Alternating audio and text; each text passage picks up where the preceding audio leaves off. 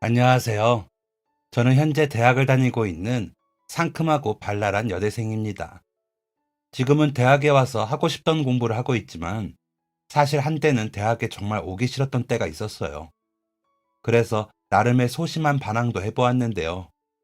그렇게 방황하던 시기에 제가 마음을 다잡을 수 있도록 도와주셨던 분이 계세요. 바로 저에게는 아주 특별한 의미를 가지고 있는 저희 할아버지예요.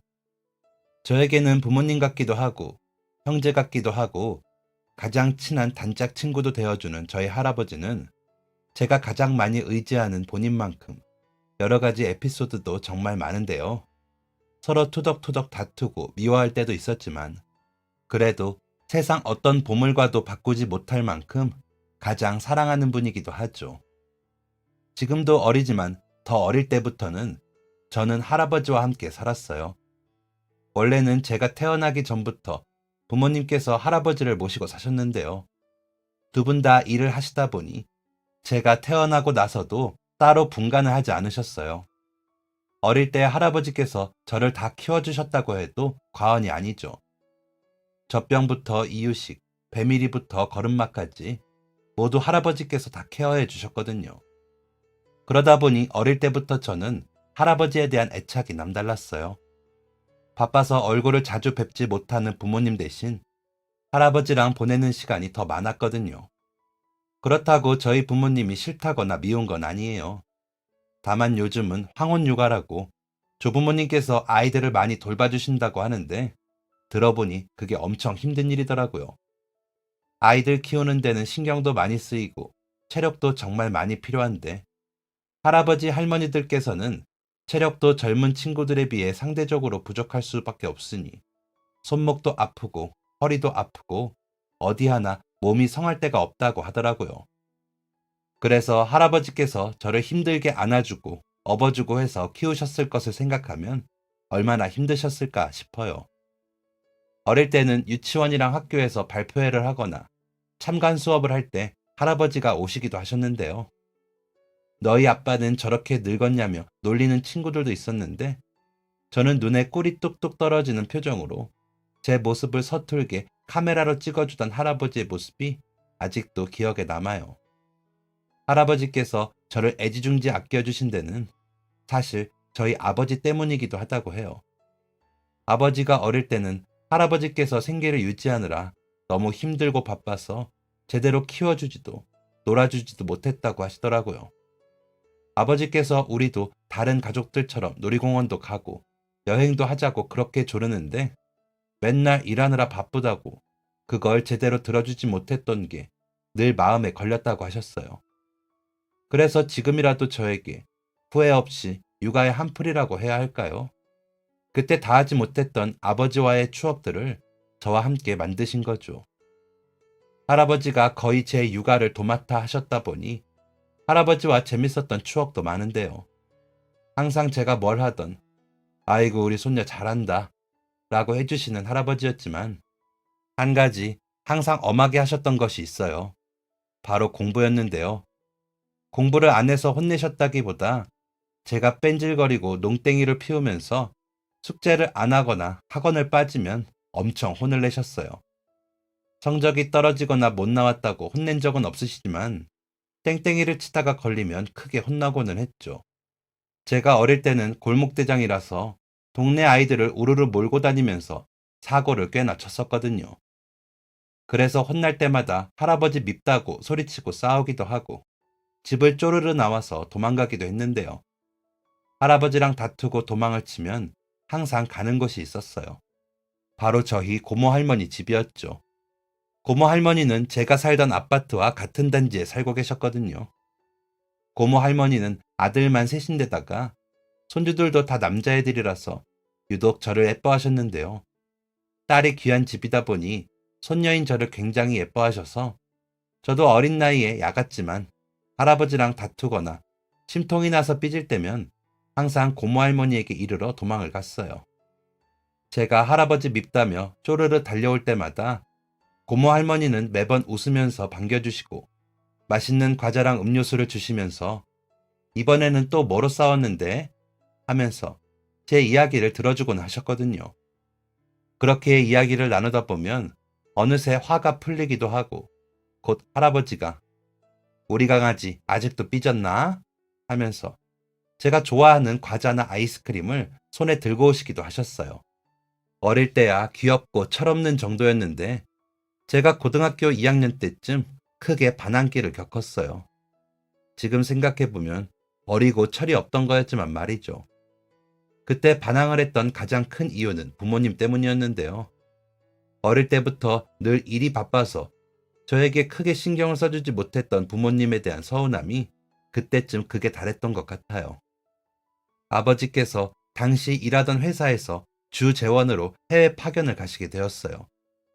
저는 부모님이랑 떨어지는 게 싫어 따라가겠다고 우겼는데 부모님께서는 국내에서 입시를 준비 시작해야 하는 중요한 시기에 국가를 옮겨서 가는 게 좋은 생각이 아닌 것 같다고 하더라고요.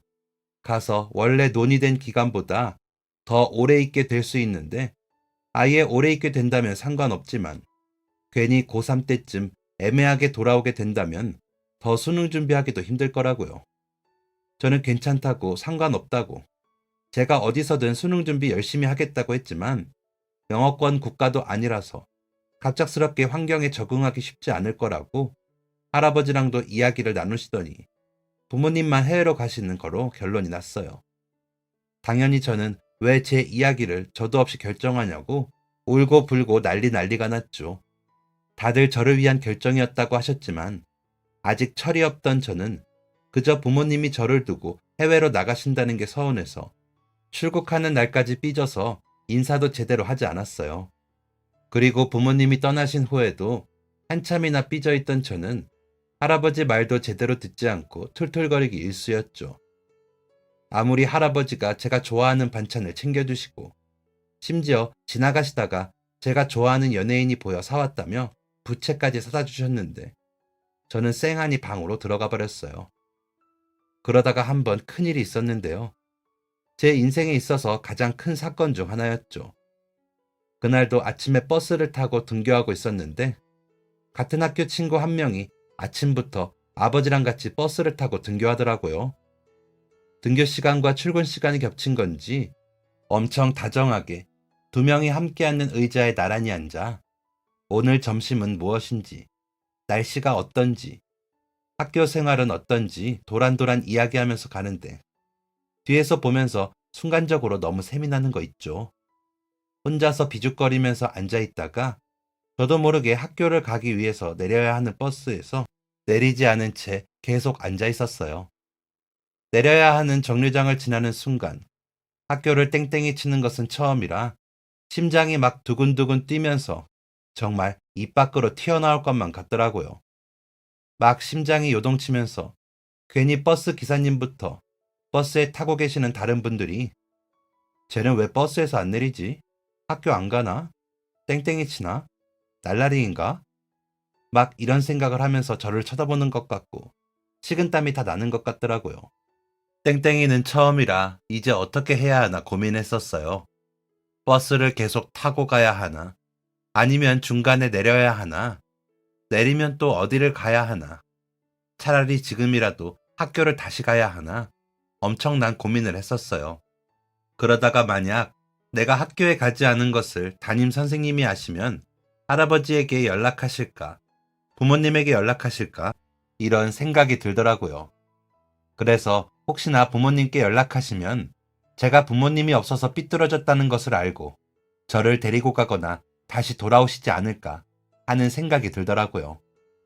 지금은 그때보다 철이 들었기 때문에 부모님과 진솔하게 이야기를 나누거나 차분하게 제가 어떻게 공부할지 계획을 세워 설명해 드리거나 아니면 깔끔하게 포기하고 할아버지와 한국에서 열심히 지내거나 하며 조금 더 어른스럽게 대처했을 것 같은데요. 그때는 참 왜 그랬나 싶어요. 사춘기라는 게 이렇게 무섭구나 싶은 생각도 들고요. 그렇게 버스를 타고 가다가 결국은 주변에 눈치가 보여서 내렸어요. 어디로 갈지 몰라서 다시 집 쪽으로 돌아가는 방향으로 무작정 걷기 시작했죠. 그렇게 한참을 걷는데 갑자기 누가 제 이름을 부르더라고요. 깜짝 놀라서 뒤를 돌아보니 마침 시장에 장을 보러 나오신 고모 할머니였어요. 너 학교 갈 시간인데 이 시간에 여기서 뭐 하냐고 저만큼이나 놀란 얼굴로 부르셨더라고요. 혼날까봐 우물쭈물하며 대답을 망설이고 있었더니 눈치를 채셨는지 밥은 먹었냐며 마침 장도 봤으니 맛있는 걸 해주겠다고 집으로 가자고 하셨어요. 딱히 갈 곳도 없었기에 조용히 고모 할머니를 따라갔죠. 집에 도착하니 할머니께서는 장 봐오신 재료들로 이것저것 반찬을 만들어 주셨어요. 식사가 다 차려질 때까지 제가 왜 학교에 가지 않았는지, 왜 거기에 있던 건지 전혀 묻지 않으셨어요. 왜 안 물어봐요? 뭐를? 네가 학교 안 간 거? 네. 뭐 만날 빼먹는 것도 아니고 하루 정도 학교 안 가면 뭐 큰일 안 난다. 다 사정이 있겠지. 우리 손주가 얼마나 똑똑한데 다 생각이 있어서 그랬겠지 한다. 눈물이 왈칵 쏟아지려고 하는 것을 참고 다시 밥을 먹는데 갑자기 누군가 초인종 누르는 소리가 들렸어요. 고모 할머니는 저를 한번 쓱 보시더니 네 할아버지 왔나 보다 하면서 자리에서 일어나시더라고요. 그리고 현관문을 열러 밖으로 나가시면서 문 앞에서 할아버지와 뭐라 이야기를 하시는 것 같았는데 주방까지는 잘 들리지 않았어요. 그리고 잠시 후 성난 발걸음으로 씩씩거리면서 할아버지가 주방으로 등장하셨죠. 초인종을 누른 사람이 할아버지일 거라고는 생각했지만 그래도 막상 할아버지 얼굴을 보니 너무 당황스러워서 입을 벌리고 있다가 방금 입에 넣은 메추리알이 툭 하고 튀어나와 떼구르르 굴러갔어요. 아이고, 애가 얼마나 놀랐으면 저거 입에서 알 튀어나오는 것 봐라. 애 밥 먹는데 나중에 이야기하라니까. 참, 오빠도 앉아 밥이나 먹어라. 아니, 지금 애가 학교를 안 갔는데 밥을 먹을 일이냐, 이게? 에헤이, 학교에서 혼나도 점심시간에 급식은 주는데 당연히 밥부터 먹어야지. 애를 그럼 굶기나? 정신 사납다. 앉아라, 앉아.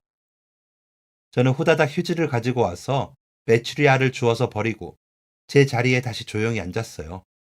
할아버지는 여전히 씩씩거리면서 한마디라도 하고 싶은 기세로 저를 쳐다봤지만 고모 할머니가 옆에서 눈을 치켜뜨며 눈치를 주니 어쩔 수 없이 앉아서 밥을 한 숟가락 드시더라고요. 한참 밥을 먹다가 분했는지 계속 곁눈질로 저를 쳐다봤지만 다들 묵묵히 밥을 먹었어요. 할아버지는 밥을 후다닥 드시면서 제가 다 먹기를 기다리시더니 마지막 숟가락을 입에 넣자마자 한 말씀 하셨죠. 자, 이제 밥 다 먹었으니까 이야기해도 되지? 저 영감 저거 성질 봐라. 그러려고 밥을 꿀꺽꿀꺽 삼켰구먼. 애 체하겠다. 과일이라도 먹으면서 이야기해라. 할아버지는 다시 한번 숨을 몰아쉬면서 고모 할머니가 과일을 자를 때까지 기다리셨어요. 그리고 드디어 기다렸던 과일이 나오자마자 한마디 크게 하시려는데 고모 할머니께서 과일을 집으시더니 입에 쑥 넣어버렸죠. 역시 과일은 시장 거기가 맛있다니까. 백화점이고 뭐고 다 필요 없고 거기 과일이 진짜 달고 맛있다. 이제 더는 못 참는다. 너 오늘 학교 왜 안 갔어? 아침에 학교 간다고 교복 입고 나가서 담임 선생님이 안 왔다고 전화해가지고 얼마나 놀랐는지 알아? 거참, 애도 다 생각이 있겠지. 얼마나 예민한 시기인데. 그리고 얘가 뭐 언제 허튼 짓 하는 그런 애도 아니고. 예민한 시기는 무슨.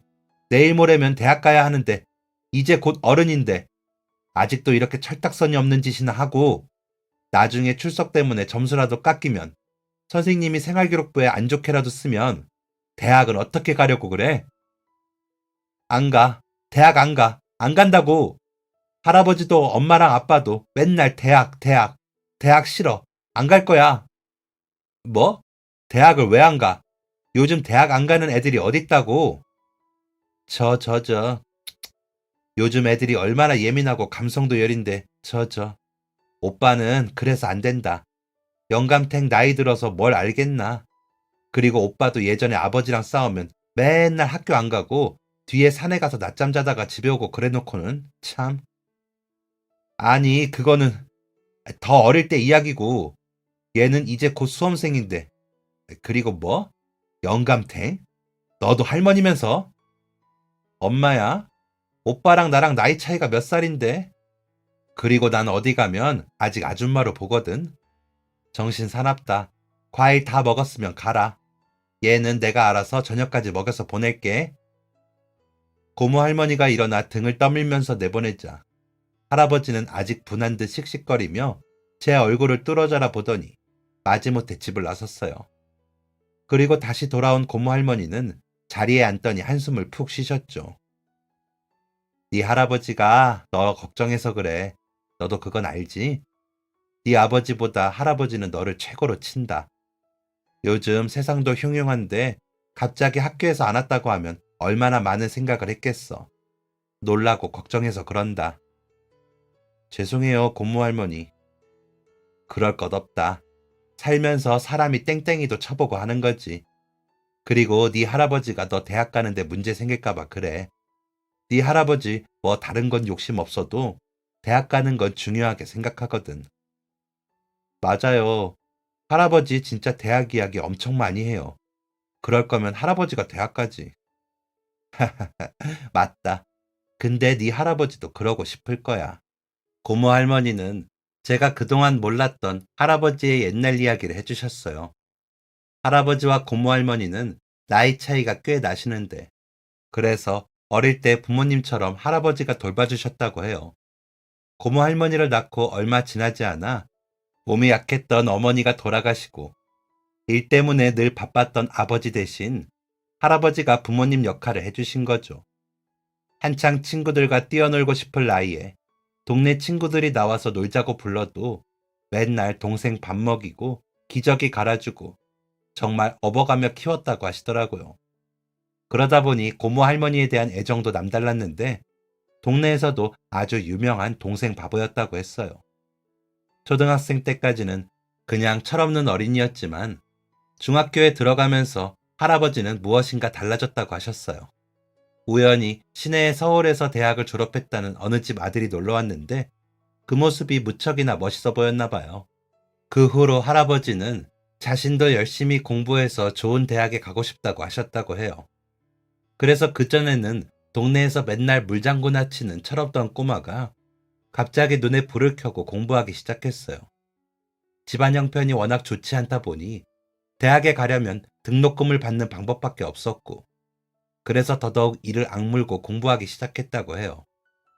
고모 할머니도 할아버지가 저러다 며칠 안 가 포기하겠지 했는데 고등학교에 들어가서는 전교 1등을 할 정도로 성적이 엄청나게 올랐다고 하더라고요.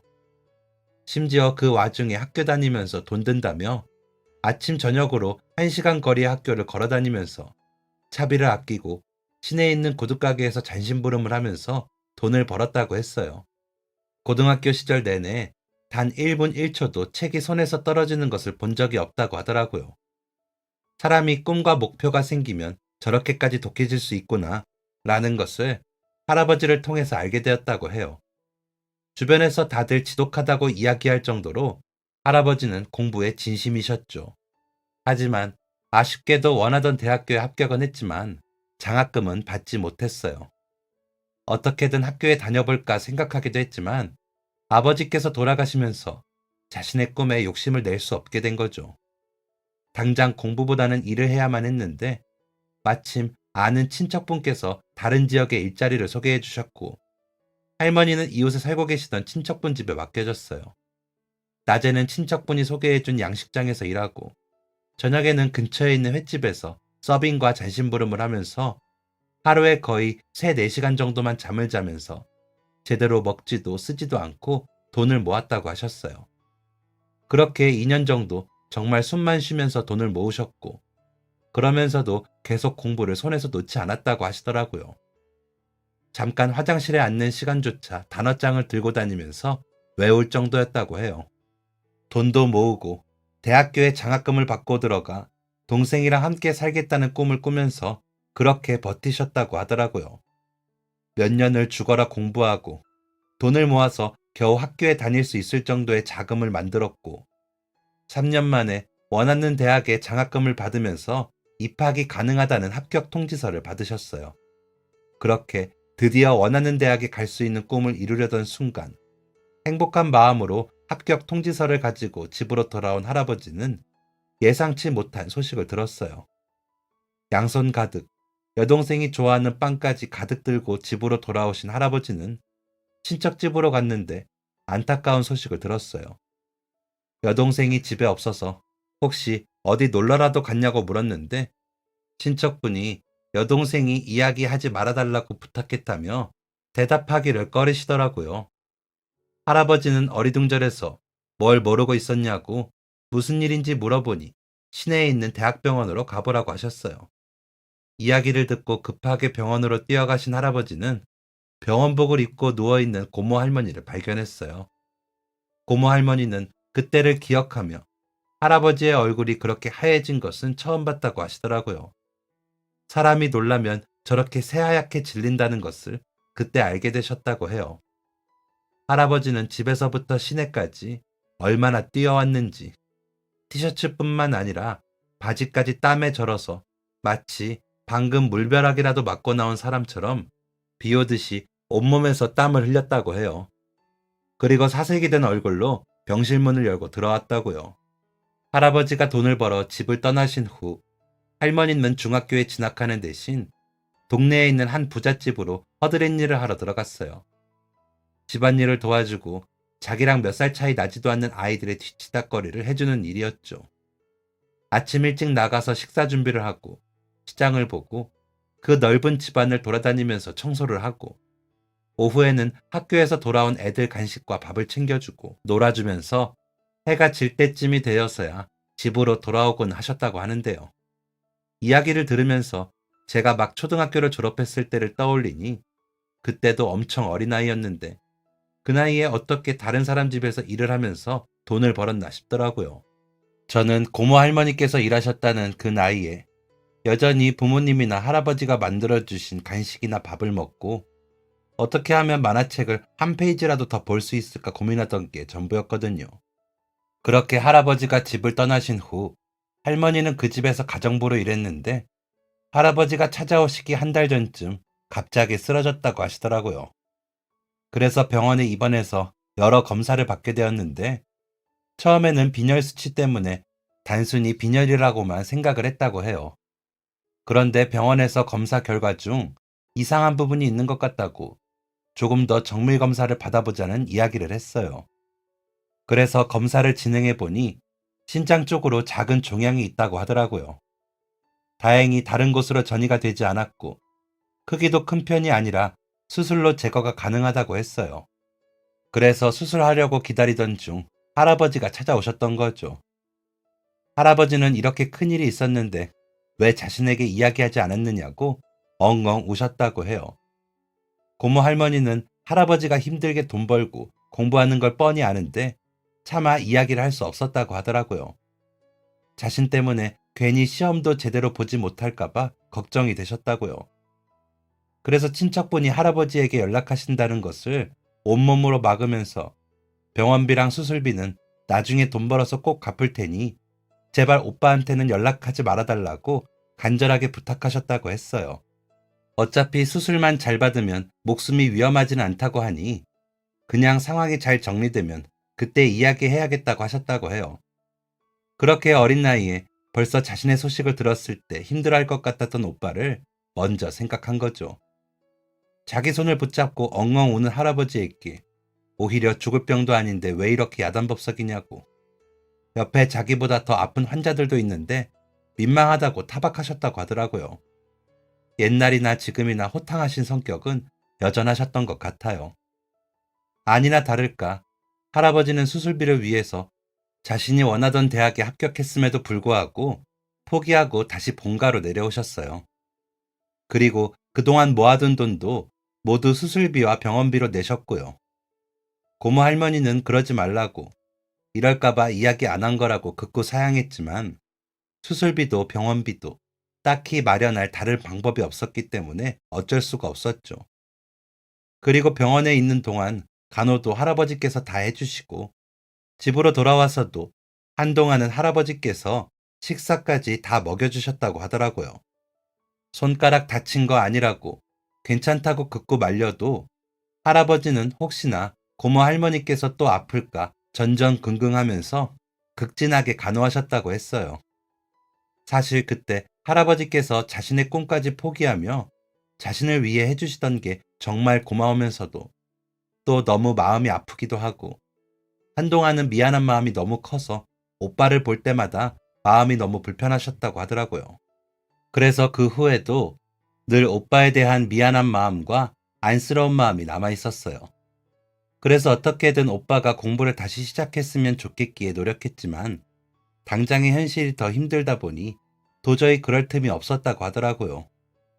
먹고 살려고 일을 시작하다 보니 하루하루 시간이 빨리 갔고 어느새 사랑하는 사람을 만나 결혼하게 되었고 정신없이 시간이 흘러 어느새 한 가정의 가장이 되어 대학이라는 꿈보다는 가족을 행복하게 만들기 위해 현실에 충실할 수밖에 없었어요. 어디서든 열심히 일하던 할아버지는 개인 사업을 하고 있던 할머니를 만났어요. 그 회사에서 일을 시작하면서 나중에는 회사를 물려받게 되었는데요. 할아버지는 뭐든 열심히 하시는 분이었고 악착 같은 면모가 있는 분이었다 보니 회사를 엄청나게 성장시킬 수 있었어요. 덕분에 회사도 잘 되고 할아버지도 생활이 훨씬 넉넉해졌죠. 하지만 회사를 운영하면서도 대학에 대한 생각은 늘 할아버지를 따라다녔어요. 영업을 하거나 사람들을 만날 때 가끔 대학 이야기가 나왔다고 하더라고요. 회사가 작았을 때는 더더욱 어디를 가면 괜히 대학을 나온 사람들이 허세를 부리면서 할아버지를 무시하기도 했었다고 하더라고요. 그래서 사업이 성장하면서도 할아버지는 늘 대학에 가지 못한 것에 대해서 아쉬운 마음이 남았다고 했어요. 그리고 그렇게 힘들게 열심히 번 돈으로 할아버지는 자신의 가정뿐 아니라 고모 할머니 뒷바라지도 계속 하셨어요. 그리고 나중에 고모 할머니께서 결혼할 때 그 비용까지 다 내주셨다고 하더라고요. 할아버지도 역시 그랬겠지만 고모 할머니 역시도 늘 할아버지가 대학을 진학하지 못한 게 가슴속에 한이자 염원으로 남았다고 했어요.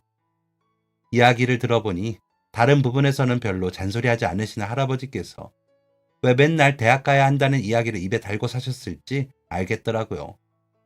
이름 있는 대학에 장학금까지 받을 성적을 받았는데 대학에 들어가지 못했다는 이유로 그동안 무시받으셨을 걸 생각하니 얼마나 마음도 답답했을까 하는 생각이 들었어요. 성적표를 들고 다닐 수도 없고 아주 똑똑한데 고작 대학 하나 나오지 않았다고 무시당하면서 얼마나 억울하고 서러웠을까 싶더라고요. 사실 대학에 진학한 것보다 사랑하는 여동생을 위해서 자신의 꿈을 포기하고 돈을 버신 게 더 대단한 건데 말이죠. 그 이야기를 듣고 나니 아까 할아버지에게 막 화를 내고 소리쳤던 게 더 죄송하게 느껴졌어요. 그리고 그렇게 힘들게 성공하셔서 아버지도 키워주시고 심지어 뒤늦게 손주 육아까지 다 떠안고 계시는데 평생을 다른 사람을 위해서만 희생하셨던 할아버지를 생각하니 그동안 제가 떼쓰고 생떼 부린 것도 죄송하다는 생각이 들더라고요. 집 가는 길, 저는 평소 할아버지가 좋아하시는 빵집에 가서 단팥빵과 크림빵을 샀어요. 그거라도 들고 들어가야 조금 덜 죄송할 것 같더라고요. 그리고 집으로 돌아가자마자 할아버지에게 사온 빵을 내밀었어요. 뭐, 이거 뭐, 거기서 사온 거야? 할아버지는 제가 빵을 사온 것을 보고 화가 살짝 풀리신 듯 약간 퉁명스러운 목소리로 빵을 받으시면서 이야기하시더라고요. 저는 할아버지를 꼭 안아드리면서 죄송하다고 이야기했어요. 그랬더니 역시 손녀 바보인 할아버지는 화가 완전히 사르르 풀리시더라고요. 다음부터는 그러지 말아라 하면서 제 등을 토닥토닥 해주셨어요. 저도 그래서 할아버지에게 그동안 제가 왜 마음이 속상했는지 솔직하게 이야기했어요. 그리고 자꾸 주변에서 대학 이야기를 하면서 대학 때문에도 부모님이 저를 데리고 가지 않았다고 느껴져서 대학에 가기 싫다고 생각했었다는 이야기도 했어요. 할아버지는 한참을 제 이야기를 잘 들어주시더니 차분한 목소리로 이야기하셨어요. 할아버지는 예전에 대학에 너무 가고 싶었는데 못 갔어. 그리고 그게 후회되는 순간이 참 많았단다. 살아보니까 대학이 인생의 전부는 아니지만 대학을 나와서 손해보는 일은 없더구나. 특히 요즘은 웬만한 너희 또래 애들은 다 대학에 가지 않니? 다들 비슷한 시작점에서 출발하는데 너에게도 그런 기회가 있었으면 한다. 생활이 어렵거나 어쩔 수 없는 이유로 못 가는 것도 아니잖니. 나는 그저 우리 손주에게 가장 좋은 환경과 기회를 주고 싶어질 뿐이야. 그리고 너희 부모님도 가장 바라는 건 네가 행복한 것밖에 없다. 거긴 날씨도 덥고 문화도 아주 다르고 네 부모님도 아직도 적응하느라 힘들어하는데 너까지 그렇게 힘들게 하고 싶지 않아서 그런 거야. 네가 오래 살았던 동네랑 가장 친한 친구들도 다 여기 있잖니. 너를 위해서 했던 결정이라고 생각했는데 그렇게 속상했었다니 미안하구나. 저는 할아버지에게 아니라고, 제가 너무 철이 없었다고 이야기하고 저희는 무사히 화해를 할 수 있었어요. 다음날 학교에 가서 선생님에게 혼돈하고 다시는 그러지 않겠다고 이야기를 했죠. 그리고 그날부터 그동안 방황하던 것은 모두 끝내고 공부에 집중하기로 했어요. 할아버지의 예전 이야기를 들으면서 저에게 하나의 꿈이 생겼거든요. 그날부터 저는 목표를 정해두고 열심히 공부했어요. 제가 달라진 모습을 보면서 할아버지도 무척이나 뿌듯해 하셨죠. 그리고 1년 반 정도를 정말 열심히 공부에만 집중을 했어요. 가끔 모르는 부분이 있어서 답답해하고 있으면 할아버지께서 도와주기도 하셨는데요. 제가 어릴 때 할아버지가 자주 숙제도 도와주고 공부하는 것을 도와주셨는데 오랜만에 할아버지랑 같이 공부하니까 재밌더라고요. 서로 문제를 풀어보다가 그래도 막히는 부분이 있으면 할아버지와 함께 해설을 보면서 이해해보기도 하고 뭔가 힘들고 어렵게만 느껴지던 공부도 할아버지랑 같이 하니까 더 재밌는 느낌이었어요. 그리고 함께 공부하면서 할아버지도 즐거워하시는 게 너무 잘 느껴졌죠. 그래서 가끔은 일부러 아는 문제인데도 할아버지한테 모르겠다고 설명해달라고 하기도 했어요. 그렇게 가장 좋은 과외 선생님까지 함께 공부를 시작한 덕분인지 그동안 정책이었던 성적도 쭉쭉 올라갔어요. 이 소식을 듣고 부모님도 엄청나게 기뻐하시더라고요. 그리고 또 변화가 있다면 제가 많이 속상했었다는 것을 할아버지가 부모님에게 이야기하셨나 봐요. 그 후로 부모님이 하루에 한 번 이상 꼭 전화도 하고 주말 저녁에는 꼭 화상통화로 안부 인사도 물어주고 이야기도 나눠주시더라고요. 그래서 어느 때보다 가장 멀리 떨어져 있었지만 이상하게 마음만은 예전보다 훨씬 가까워진 것 같았어요. 이야기를 나누다 보니 부모님도 저를 얼마나 생각하고 걱정하시는지 잘 알 수 있었고 또 얼마나 저를 많이 사랑하는지도 느낄 수 있었어요. 열심히 공부하고 드디어 수능날 제가 얼마나 잘 준비했는지를 확인할 수 있었어요. 이상하게 수능날만 되면 춥다는 말처럼 정말 아침부터 너무 시리고 춥더라고요. 하지만 아침부터 도시락을 준비해 주시는 할아버지와 제가 수능 본다고 바쁜 일정 사이에서 급하게 귀국해서 응원해 주신 부모님까지 있어서 한겨울에도 제 마음은 따뜻하기만 했어요. 시험을 마치고 나오는데 시험 문제가 굉장히 어려웠지만 그래도 좋은 결과가 나오기를 간절히 바랐어요. 시험 끝나고 다음날 제발 성적이 잘 나왔으면 하는 마음으로 할아버지와 함께 근처 산을 올라서 쌓인 돌무덤 위에 제 돌을 하나 얹으며 소원도 빌었죠. 오랜만에 부모님이랑 같이 밥도 먹고 가까운 곳으로 캠핑도 다녀왔어요. 날씨가 추워서 캠핑하는 내내 이빨이 부딪힐 정도로 덜덜 떨렸지만 그래도 너무 재밌고 즐거운 추억이었죠. 수능 점수가 발표되고 나서 원하는 대학에 원서를 접수했어요. 합격 발표까지 기다리는 동안 정말 심장이 매일 두근두근 하더라고요. 내가 무엇인가를 이렇게 간절히 바랐던 적이 있었나 싶어질 정도로 너무나 간절하고 초조했던 날들이었어요. 그리고 드디어 합격 발표일. 할아버지랑 심장이 떨리는 것을 붙잡고 합격 확인을 딱 했는데 불합격이라는 표시가 뜨더라고요. 그동안 너무 열심히 하고 점수도 안정적이라 분명 합격이라는 생각을 했는데 너무 서러워서 눈물이 막 났어요. 너무 속상해서 울고 있는데 할아버지께서 괜찮다고 다음 발표도 기다려보자고 하셨죠. 저는 그래도 제가 가장 가고 싶었던 곳이라서 너무 아쉽더라고요. 하지만 뭐 어쩌겠어요. 저보다 더 열심히 했던 친구들이 있었기 때문에 내 노력이 부족했구나 인정할 수밖에 없었죠. 하지만 얼마 후 다시 기쁜 소식이 들려왔어요. 추가 합격 발표였는데요. 제 앞에 대기자가 합격을 받은 후 포기한 덕분에 제가 붙었다고 하더라고요.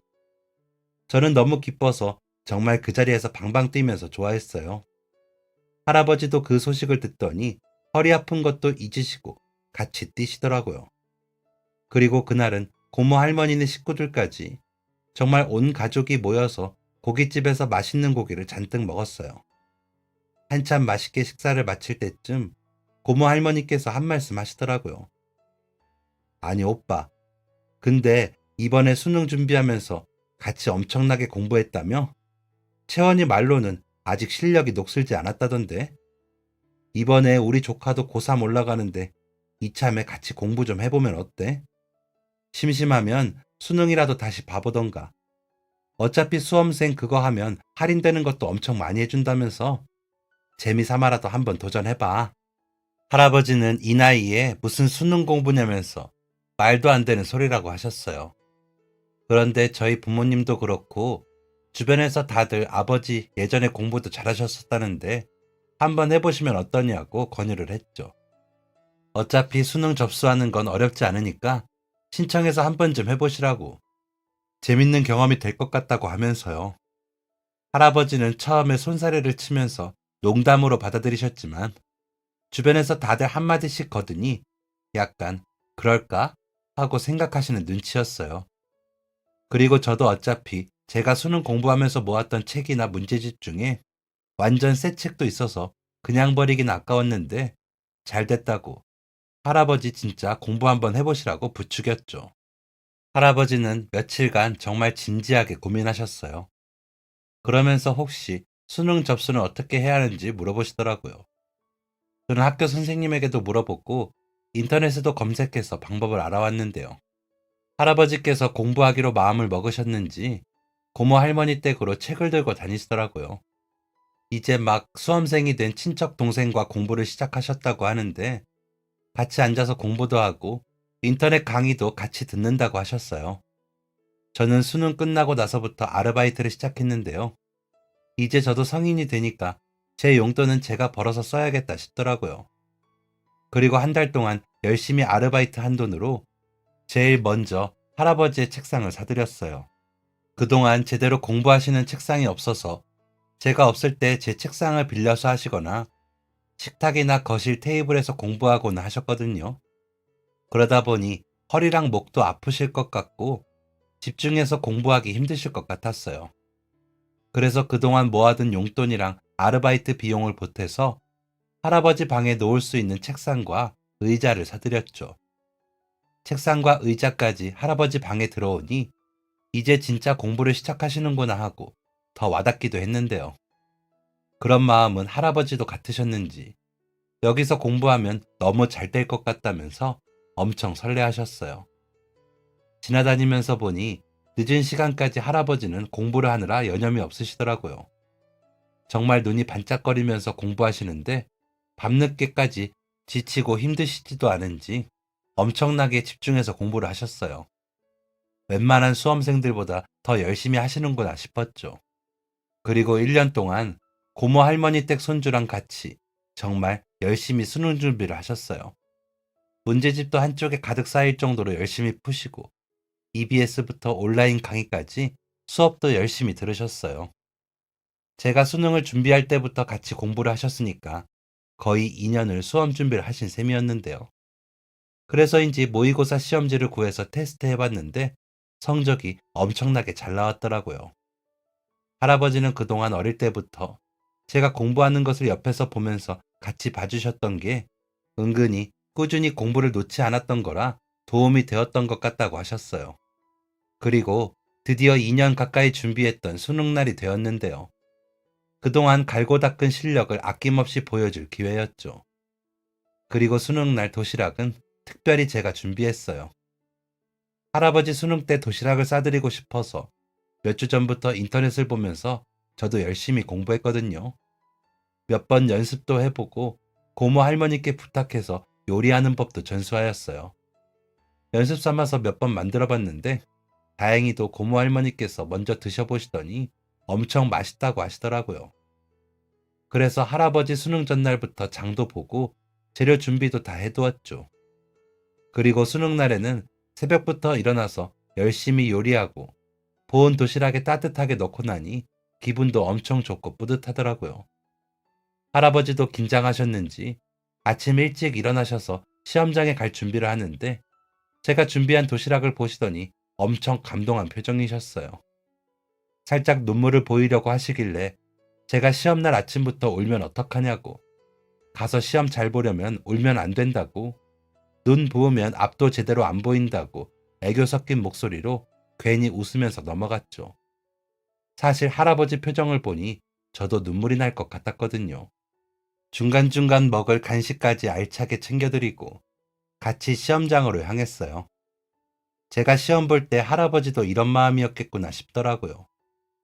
시험장에 들어서시는 뒷모습을 보는데 가슴이 찡하기도 하고 심장이 쿵쾅거리기도 했어요. 그리고 그 앞에서 두 손을 모아서 간절히 기도하는데 보니까 주변에 수많은 사람이 이미 닫힌 시험장 앞에서 간절하게 소원을 빌고 있더라고요. 저는 수험장에 들어가느라 몰랐는데 다들 이렇게 간절하고 초조한 마음으로 이 앞에서 기다리면서 소원을 빌고 있었다고 하는 것도 새삼 알게 되었어요. 뉴스로만 봤던 모습인데 직접 눈으로 보면서 저도 같은 마음으로 기도하고 있으니 뭔가 신기하기도 하더라고요. 그리고 시험을 보고 나왔는데 할아버지는 엄청나게 방긋 웃으면서 나오셨어요. 생각보다 어렵지 않았다고, 예전에 명문대 합격 실력 녹슬지 않은 것 같다면서 엄청 뿌듯하게 이야기하시더라고요. 그리고 얼마 후 성적이 발표되었는데 정말 등급이 잘 나와서 깜짝 놀랐어요. 같이 준비했던 고모 할머니 댁 손주보다도 훨씬 성적이 잘 나왔더라고요. 그리고 할아버지는 꿈에 그리던 대학 원서까지 쓰셨어요. 이번에 합격하면 진짜 대학에 다니는 거라고, 대학생이라고 설레면서 함께 합격 발표를 기다렸죠. 처음에는 수능 본 것만으로도 만족한다고 하셨는데 이번에도 고모 할머니와 저희 부모님이 합세해서 이제 돈 걱정도 없고 걷어야 할 자식들이 있는 것도 아닌데 이왕 수능 본 거 대학까지 넣어보자고 설득하셨어요. 꿈에 그리던 대학생활 조금 많이 늦기는 했지만 지금이라도 해보시라고 말이죠. 그래서 어떻게 되었냐고요? 할아버지는 드디어 오랜 평생을 꿈꾸던 대학생이 되었어요. 수능 점수가 워낙 잘 나와서 저처럼 추가 합격을 기다릴 필요도 없이 바로 합격하셨거든요. 그것도 제가 다니는 대학교에 말이죠. 비록 전공은 다르기는 하지만 저희는 같은 대학교 동문이 되었어요. 심지어 제 후배였죠. 처음에 할아버지가 입학식에 오시면서 정말 큰 화제가 되었는데요. 저희 할아버지라고 이야기하니 저희 과 친구들도 다들 할아버지 진짜 대단하시다고, 너무 멋지다면서 신기해 하더라고요. 요즘 말로는 인싸라고 하는데 할아버지는 입학식 날부터 주변에서 다들 신기해하면서 완전 인싸가 되었어요. 우리 학교에서 가장 핫한 신입생이었죠. 그리고 원래 우리 학교는 규칙상 부모와 자식이 같이 대학을 다니면 장학금을 주는 제도가 있었는데요. 할아버지 사연을 들으신 총장님께서 이례적으로 저희에게만 할아버지와 손녀가 같이 대학을 다닌다고 가족 장학금을 받을 수 있도록 해주셨어요. 덕분에 저는 제 가장 친한 단짝 친구와 대학을 다니면서 장학금까지 받을 수 있었죠. 대학에 입학하고 나서도 할아버지는 과제도 공부도 열심히 하고 있는데요. 다행히 착한 동기들을 만나서 수업 때도 잘 챙겨주고 과제할 때도 같이 카페에 모여서 과제도 하고 한다고 하더라고요. 제대로 대학생 라이프를 누리고 계시는데 저도 같은 학교에 다니다 보니 공강 시간이 맞거나 식사 시간에는 꼭 할아버지랑 만나요. 학교 식당에서 같이 밥을 먹고 있으면 가끔 교수님인 줄 알고 인사를 하거나 눈치를 보는 학생들도 있는데 그럴 때마다 이번에 입학한 신입생이라고 제 후배라고 소개하면 다들 깜짝 놀라더라고요. 할아버지랑 그 모습을 볼 때마다 깔깔 웃고는 해요. 저는 학교 생활이 이전보다 훨씬 재밌는데요. 할아버지도 너무 즐겁게 학교 생활을 하고 계시는 것 같아 다행이다 싶어요. 할아버지는 예전부터 공부하고 싶었던 사학과에서 역사에 관련된 공부를 하고 계시는데요. 저는 같은 학교의 국어교육학과에 재학 중이에요. 수능 준비를 하기 전 고모 할머니로부터 할아버지 이야기를 듣고 나서 생긴 꿈이 바로 국어 관련이었거든요. 할아버지 이야기를 들으면서 혹시나 할아버지처럼 공부를 하고 싶지만 학생 때 하지 못했던 분들에게 공부를 도와드리고 싶다고 생각하게 되었는데요. 그래서 어떤 과를 가면 좋을까 고민했는데 아무래도 어르신분들 중에 글자를 읽고 쓰기를 어려워하는 분들도 많으니 한글부터 가르쳐 드릴 수 있도록 배우는 게 좋겠다 싶었거든요. 할아버지와 손녀는 오늘도 열심히 학교에 다니면서 공부하고 있는데요. 이제 곧 학교에서 축제도 한다고 해서 할아버지를 모시고 갈 예정인데 얼마나 재밌어 하실지 벌써 상상되어서 재밌네요. 앞으로 공부도 열심히 하고 대학 생활도 열심히 즐기면서 무사히 졸업까지 하는 게 저희 두 사람의 목표인데요. 할아버지가 졸업 때까지 아프신 곳 없이 건강했으면 좋겠어요. 그리고 평소에 제가 자주 툴툴거리지만 사랑하는 할아버지가 저는 늘 가장 자랑스럽고 존경스럽다는 것도 알아줬으면 좋겠네요. 지금까지 사연 들어주셔서 감사합니다. 사연이 재밌으셨다면 구독과 좋아요를 눌러주세요. 감사합니다. 안녕히 계세요.